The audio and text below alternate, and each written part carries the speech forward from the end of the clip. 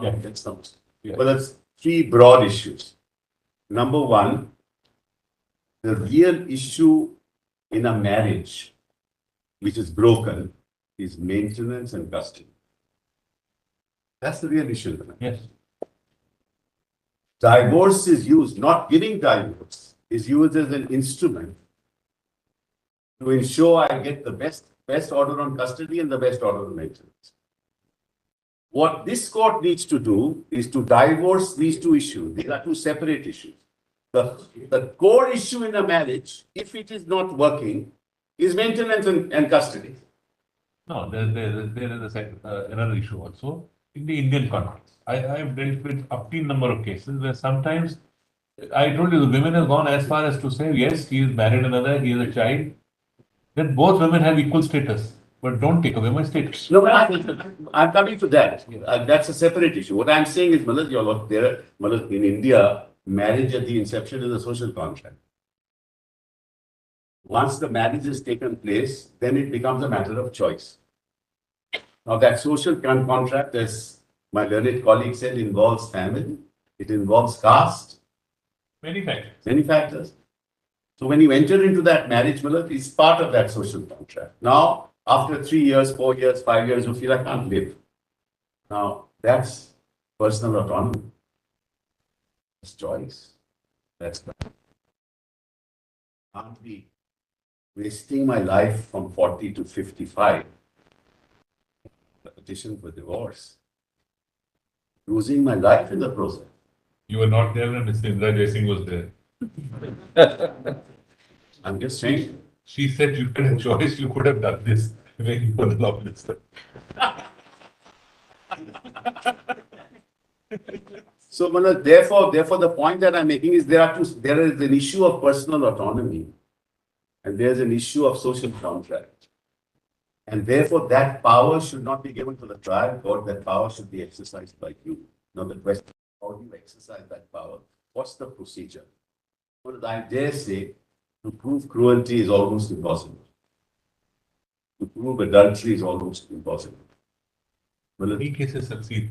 no, but in the context, well, of course cases succeed, but in the context, it's very, very difficult. It carries on for years. Therefore, so Malas, by the time you come to this court, Malas, the marriage is over. And then you will consider it, Malas, and the most precious. What is the solution at I'm coming. public level? Because we know that all these cases drawn. So one of the argument was, when you were not there, that if you are saying there is an irretrievable breakdown of marriage, there has to be fact finding. Correct. I was coming. I knew, Malas. I was coming to that. I had three more minutes, Malas. I come to that.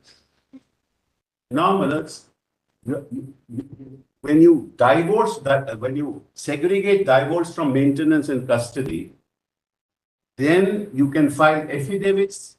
Now you come to the procedure before the trial court, the family court, saying this is what has happened, this is how he is adulterous, or this is how he is dealt with me.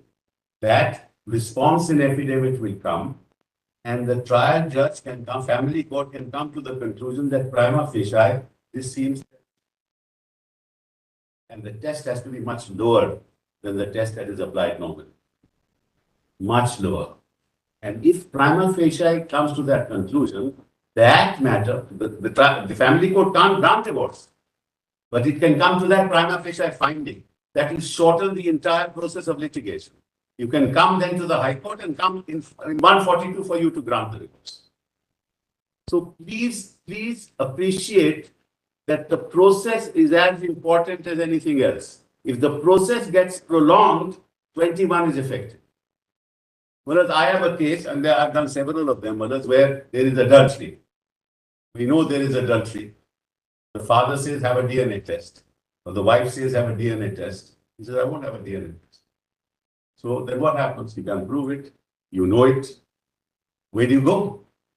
What do you do? So Indra Jaising was saying that there has to be a structure for which she, of course, said that legislature somehow didn't take it on, which is irretrievable breakdown of marriage coupled with sharing of we call it wealth or means between the two parties who are married.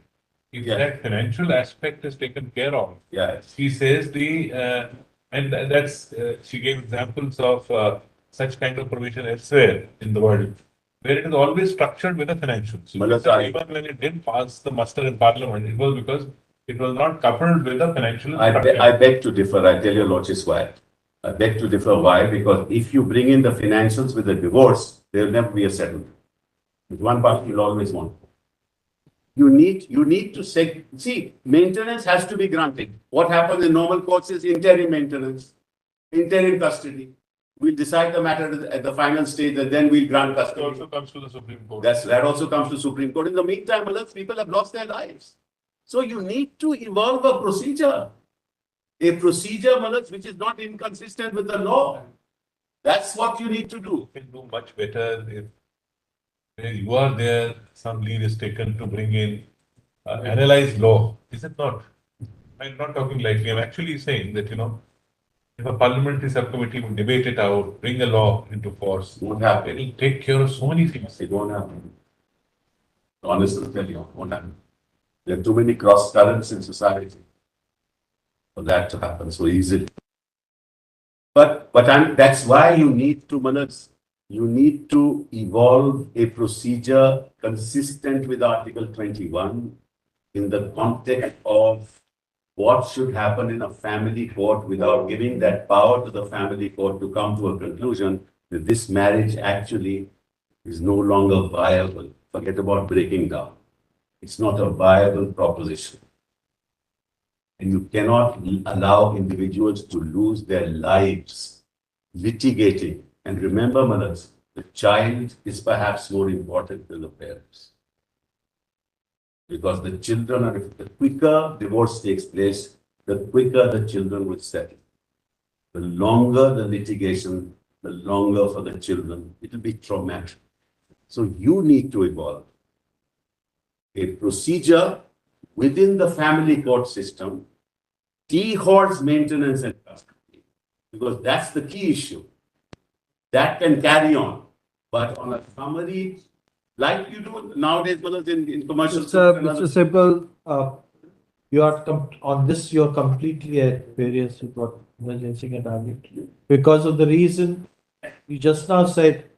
You talked about diverse thought processes and diverse situations in the society. In many cases, the divorce is gets stuck up. You're right because of maintenance, but right to fair maintenance is equally important. I agree. I agree. Precisely the point I'm making, Manoj. That maintenance with resolution will never take place if you integrally link the divorce with the maintenance. And they are intrinsically linked. I am not saying no, mother. Please appreciate. I am not saying no. But if you want, mothers, see, there is a right for the woman and the man to live separately. Mother, the 1976 judgment of an English court, the judge looking, the woman was in the witness box. The judge says she's a very charming lady, wonderful lady. I don't know why you can't live with her. He said, but don't look at it through your eyes. My eyes. I can't even relate what one litigant said to the judge. So the point is, mother, what may seem, correct, what may seem not cruel to the judge, what may seem not cruel to the judge may seem cruel to the individual. Well, it's all completely subjective. There is in a interpersonal relationship, there is always be a personal likes, dislikes. There is two very good human beings may not be good partners. That's why they can live together perfectly fine, but when they get married, there's something. So therefore, a lower threshold, that's precisely the point I'm making.